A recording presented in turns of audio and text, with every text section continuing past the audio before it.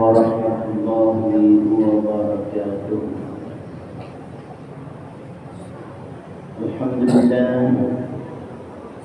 Alhamdulillahilladzi alafa baina qulubina bil iman wal islam. Wassalatu wassalamu ala khairil anam sayyidina wa maulana Muhammad wa ala alihi wa ashabihi wa dzurriyyatihi ajma'in. قال سبحانك لا علم لنا إلا ما علمتنا إنك أنت العليم الحكيم. لا حول ولا قوة إلا بالله العلي العظيم. رب اشرح لي صدري ويسر لي أمري واحلل عقدة من لساني يفقهوا قولي أما بعد. Bapak Ibu jamaah sholat subuh yang dimuliakan Allah, para orang tua, para asatidz, para sepuh yang kita muliakan, Ibu bapak kaum muslimin dan muslimat rahimakumullah. Alhamdulillah wa syukurillah. Pagi ini kembali kita akan melanjutkan kajian kita, masih membahas tentang beberapa sifat mazmumah, dan dalam urut-urutan kajian antara sifat mazmumah dan mahmudah didahulukan bahasanya di dalam kitab Ihya ini sifat-sifat mazmumah. Jadi sifat yang tergolong penyakit-penyakit hati. Jadi kemudian baru as-sifat al-mahmudah. Ya, secara logika didahulukan membahas tentang sifat-sifat tercela atau sifat-sifat mazmumah supaya kita dapat mendeteksi, mendiagnosa apakah penyakit ini ada mampir, apalagi sampai bersarang pada hati kita. Nah, kalau ada perasaan-perasaan itu, perilaku-perilaku yang tampil dari hati, dari bawaan hati, sifat-sifat mazmumah, maka kita bisa dengan segera membuangnya atau menghindarinya atau menjauhinya. Lalu diisilah dengan sifat-sifat mazmumah kemudiannya. Nah, jadi ada masih beberapa sifat diisi dengan sifat-sifat mahmudah.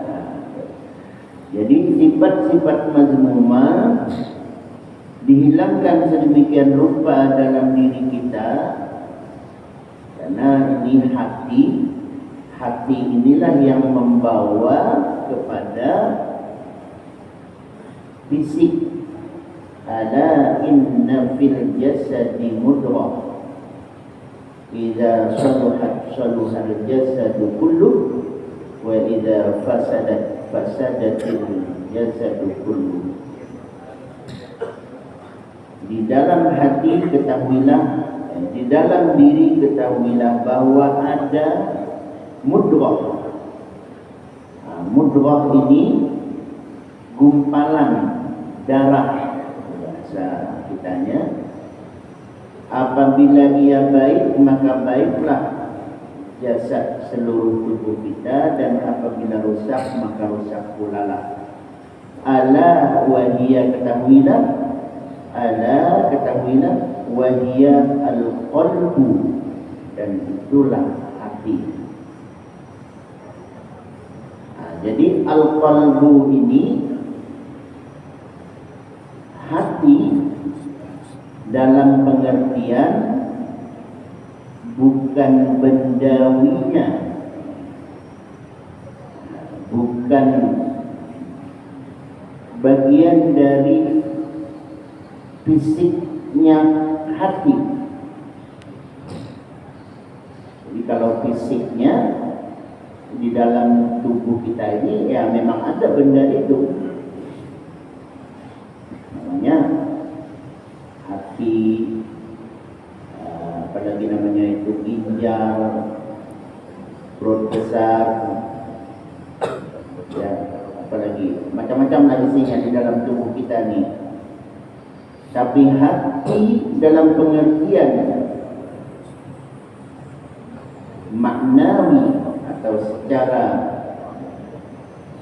kalau secara maknawi adalah benda, secara hissi yaitu hati yang dimaksud ialah mengarah kepada pikiran yang didorong oleh keinginan-keinginan di dalam tubuh kita yang bernama hati, mengarahkan idza saluhat saluhal jasadu kulluh wa idza fasadat fasadal jasadu kulluh. Apabila ia rusak, maka seluruh jasad tubuh kita pun bisa dibawanya kepada arah yang buruk atau rusak. Nah, jadi itulah kemudian penyakit hati ini tidak bisa disamakan dengan penyakit zahir. Kalau penyakit zahir, ya, kalau di dalam tubuh kita nih terasa sakit, ya, entah itu kanker hati, naudzubillah, ya, dan lain-lain sebagainya, maka solusinya ke dokter rumah sakit.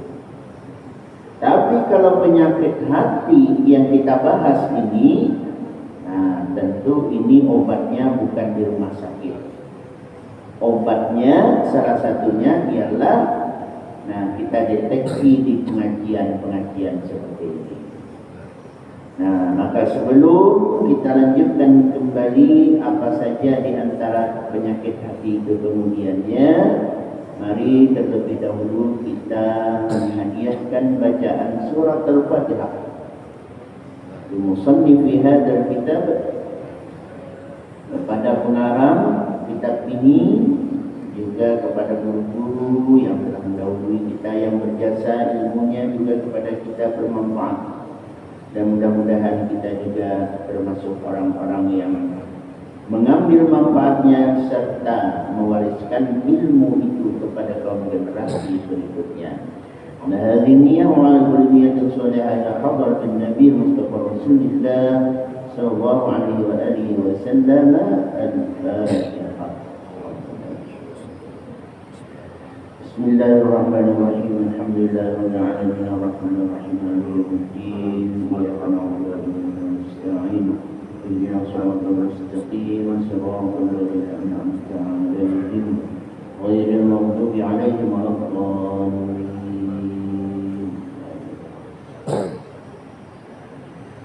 Bahasan sebelumnya yaitu hubbu kasratil kalam, dan kita bahas juga terdapat hadis-hadis Rasulullah SAW yang menjelaskan hal tersebut. Dan berikutnya ialah wassalahu, salat. Jadi bukan salaf, sin, salaf itu orang-orang terdahulu, salafus salih, orang-orang terdahulu. Orang-orang terdahulu itu terdiri dari pertama as-sabiqunal awwalun, itu ialah para sahabat. Di bawah sahabat ada namanya tabi'in. Sahabat orang yang hidup beriman kepada ajaran Nabi sallallahu alaihi wasallam, yaitu orang Islam maksudnya, hidupnya masih berjumpa dengan masa Rasulullah masih ada, walaupun baru lahir, tapi Nabi masih ada. Rasulullah belum meninggal, belum wafat. Nabi sudah usia 65 tahun 10 bulan sekian hari gitu ya. Lahir bayi ini, tapi orang tuanya Muslim. Sekalipun tidak berjumpa dengan Rasulullah langsung, tapi orang tuanya ini sudah beriman. Waktu itu orang tuanya tinggalnya sudah di Indonesia, tapi dia beriman kepada Nabi akhir zaman itu yang ada di Arab. Ya kalau dulunya itu, kalau sekarang Arab Saudi ya wilayahnya itu, di Jazirah Arab, Nabi junjungan Muhammad SAW. Tapi ajarannya sudah sampai, beriman dia. Nah, anaknya lahir itu Nabi masih ada, belum wafat. Nah, maka anak ini juga termasuk sahabat. Itu sahabat. Apalagi kalau memang hidupnya bersama-sama Rasulullah, tentu itu mereka-mereka yang ya seperjuangan dengan Rasulullah dalam segala hal, termasuk juga dalam peperangan segala bagai. Tentu itu tidak diragukan lagi istilah kata sahabat yang kita kenal selama ini. Lalu ada yang berikutnya di bawahnya ialah tabi'in. Nah, tabi'in ini orang yang hidup beriman kepada ajaran Rasulullah SAW, dia beragama Islam, tapi lahirnya ke dunia ini Rasulullah telah wafat. Telah wafat. Namun mereka masih berjumpa dengan para sahabat. Jadi generasi di bawahnya ini masih berjumpa dengan sahabat. Tapi kalau mereka bergurunya sempat dengan sahabat. Nah, ini namanya tabi'in. Nah, di bawahnya lagi tabi'in di generasi berikutnya. Nah, tabi'in ini tidak sempat berjumpa dengan sahabat. Sahabat Rasulullah sudah habis dah. Ya, ibaratnya itu kalau dihitung-hitung generasinya itu sudah habis. Generasi sahabat itu. Lahir dia. Nah, lahirnya berjumpa dengan tabi'in. Beriman kepada ajaran Rasulullah, maka mereka disebut tabi'in. Nah, begitulah seterusnya tabi'in. Generasi-generasi awal ini disebut dengan as-salaf. Ya. Nah, jadi ini ada ini sedikit kita terkecoh dengan istilah kelompok salaf. Kan ada orang yang menamakan kelompok salaf. Nah, itu. Jadi sebenarnya kelompok salaf itu tidak ada. Kita ini namanya kholaf. Kholaf generasi di belakangnya setelah salaf. Generasi salaf itu generasi 150 tahun ya setelah Nabi wafat. Generasi salaf ini 200 dan seterusnya itu sudah kelompok kholaf, begitu ya. Kalau tidak salah diingatan saya seperti itu. Artinya generasi para ulama-ulama yang kemudian itu adalah kelompok kholaf. Nah, jadi orang-orang yang mengaku mereka sekarang ini mereka adalah kelompok salaf, generasi salaf, maka jelas terbantahkan. Ya.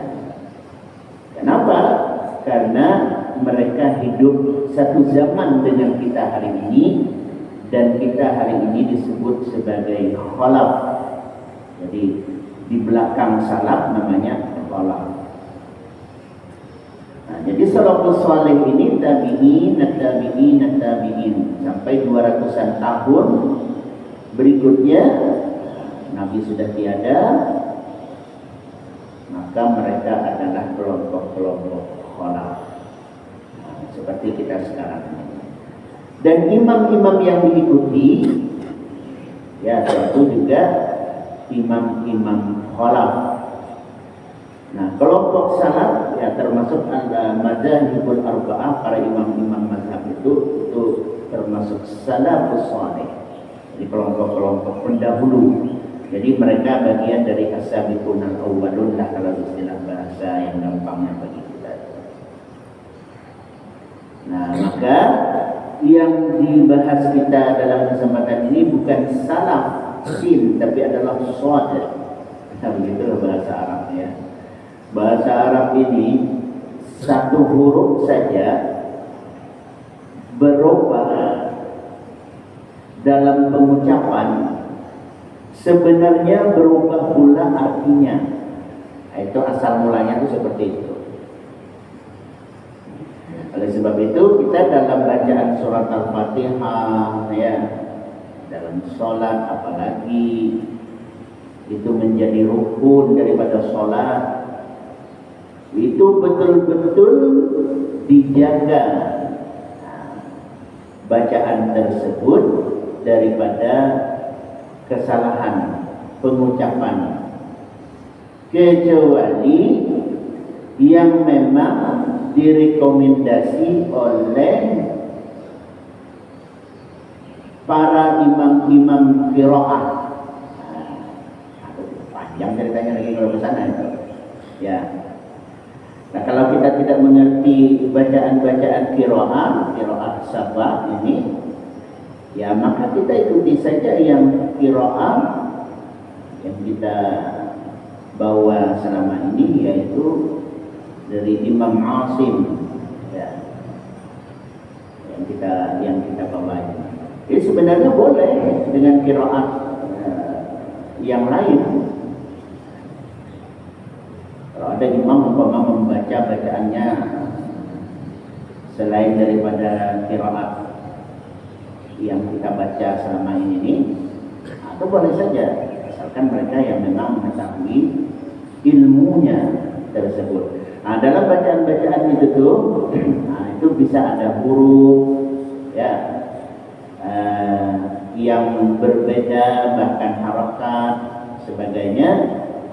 Memiliki kaidah-kaidah itu termuat dalam kajian Qawaidul Lughah Al-Arabiyyah, berasal dari situ. Nah, itu orang yang menguasai tentang ilmu itu, nah, mereka tidak masalah. Ya, kita mengikutinya sebagai makmum sah sholatnya, karena mereka orang yang berilmu terhadap bacaan tersebut. Ya, kalau kita yang tidak berilmu ini, maka ilmu kita yang tahu dari guru kita tentang bacaan itu, bila kita rubah dari apa yang kita tahu dari guru kita itu, maka jadi salah. Kalau shad ya shad, shad ya sirata,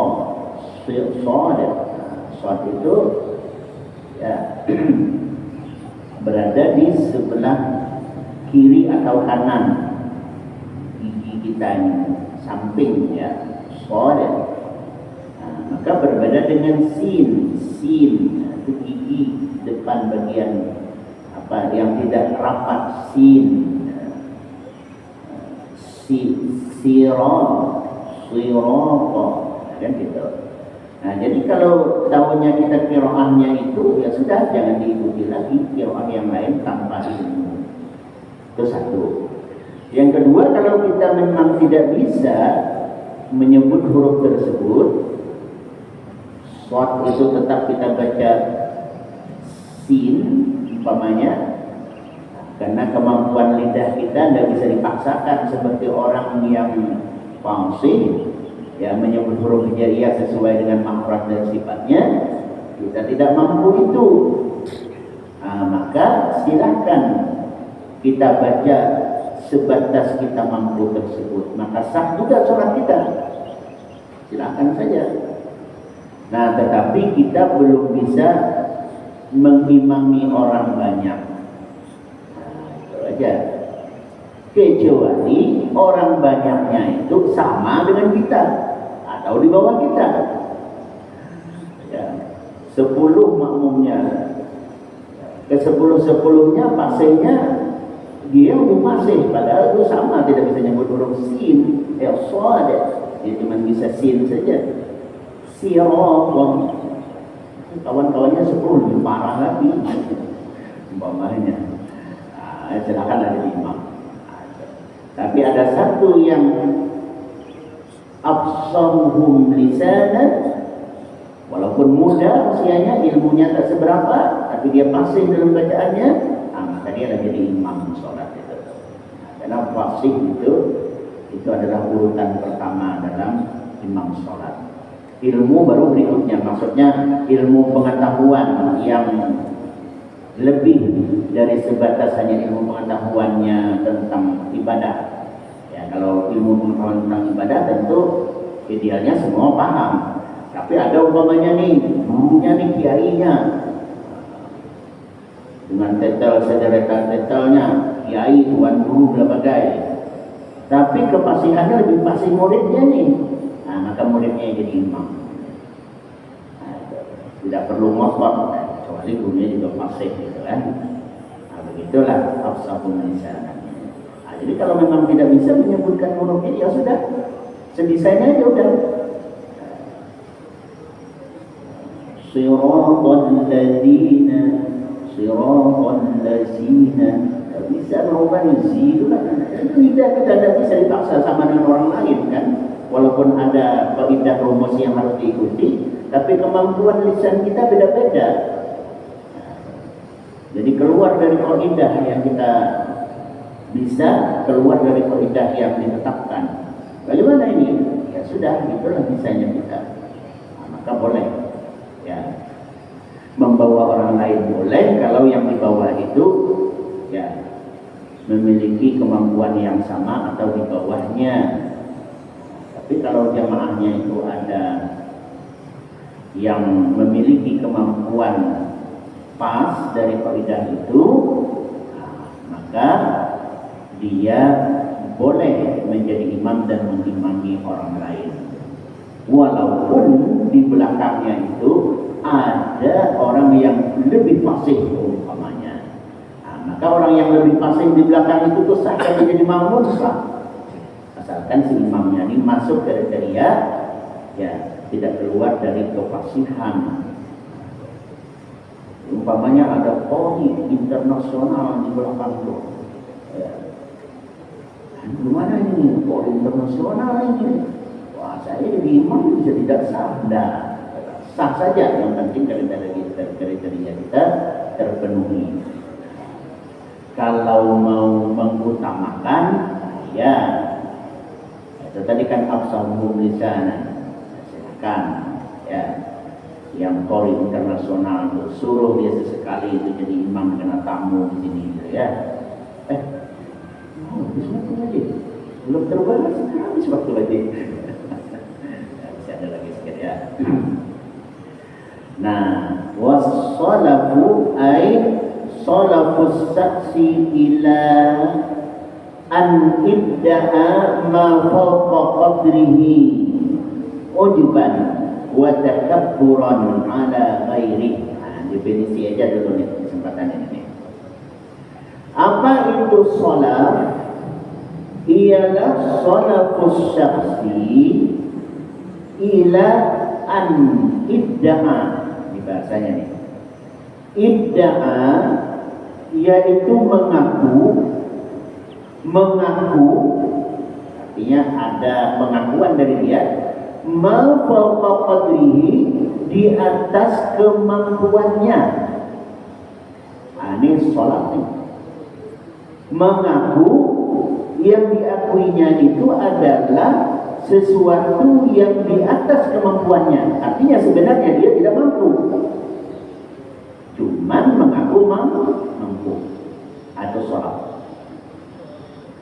Dan unsurnya adalah ujub. Ujub itu sudah kita bahas sebelumnya, penyakitnya tuh. Penyakit juga nih, ujub wa takabbur. Merasa bangga terhadap diri sendiri atau takabur, menyombongkan diri kepada orang lain. Itu dasarnya tuh. Maka itu namanya sholat. Kalau bahasa Indonesianya mungkin lebih kepada yang sehari-hari kita kenal itu ialah ampuh. Atau ampuh. Ampuh itu kan 11-12 dengan sombong, ya kan? Memang itu penyakit hati itu sedemikian itulah ibaratnya tuh. Kayak mata tasbih aja dia tuh. Nah, ini setelah ini setelah ini. Tahu penyakit hati yang kita bahas tadi. Jadi orang ampuh itu sebenarnya dia tidak mampu, tapi pokoknya saya, ini ampuh namanya ini. Pokoknya dia boleh jadi imam dengan mengaku datang yang lain jangan. Ampuh namanya itu. Ya kan? Jadi kalau ada yang model seperti itu tuh namanya itu sholat. Selama masih ada saya, yang lain nanti dulu. Regenerasi tidak seperti itu. Ajari orang lain itu supaya mampu juga. Gitu caranya. Tapi kalau ya orang yang memiliki sifat penyakit hati yang bernama shalab tadi itu idda'a mawfaqat qadri. Ya, dia memproklamirkan dirinya atau menyatakan dirinya tentang suatu yang sebenarnya mawfaqat qadri itu adalah di atas kemampuannya. Yang dia sampaikan itu di atas kemampuannya. Ini bahaya. Ya. Kalau pekerjaan yang sifatnya zohir, ini bahaya. Sopir mobil ini armada bis dari satu kota ke kota lainnya. Bagaimana? Bisa? Oh, bisa. Sanggup? Biasa. Ya, daerah-daerah yang bakal dilalui sudah paham. Wah, paham. Padahal semuanya itu tuh idda'a mawfaqat qadri. Tapi biar dikata hebat, ada rasa ujub di hatinya, takabur. Ini bisa penumpang nauzubillah min dzalik ini. Bahaya ini. Ya kan? Ini kalau kaitannya dengan hal-hal yang sifatnya fisik. Bagaimana non fisik? Tentu lebih bahaya lagi. Kalau kaitannya dengan non fisik, memang kalau fisik ini kan langsung bahayanya. Ya, nauzubillah umpama terjadi tabrakan atau terguling masuk jurang dan itu langsung akibatnya kan. Tapi kalau itu kaitannya dengan penyakit hati, ini kan berlangsung lama begitu. Orangnya masih ada, tapi terus saja orang lain juga akan merasakan akibat dari penyakit hati tersebut. Inilah. Jadi insya Allah akan kita bahas lagi pada pertemuan yang akan datang. Intinya ialah as-salat ini penyakit hati yang orangnya idda'a ma fawqa qadri ajaban takabburan ala ghairihi terhadap orang lain. Insya Allah akan kita lanjutkan, ada beberapa dalil tentang ini juga. Segala kekurangan mohon maaf. Bila taufiq wal hidayah wal afu minkum. Wassalamualaikum warahmatullahi wabarakatuh. Bismillahirrahmanirrahim. Sallallahu Allahu wa sallam wa اللهم اجعل جمعنا هذا جمعا مرحوما وتفرقنا من بعده تفرقا معصوما اللهم لا تجعل فينا ولا معنا شقيا ولا محروما ربنا اتنا في الدنيا حسنه وفي الاخره حسنه وقنا عذاب النار صلى الله على سيدنا محمد وعلى اله وصحبه وسلم الحمد لله رب العالمين تقبل الله منكم منا ومنكم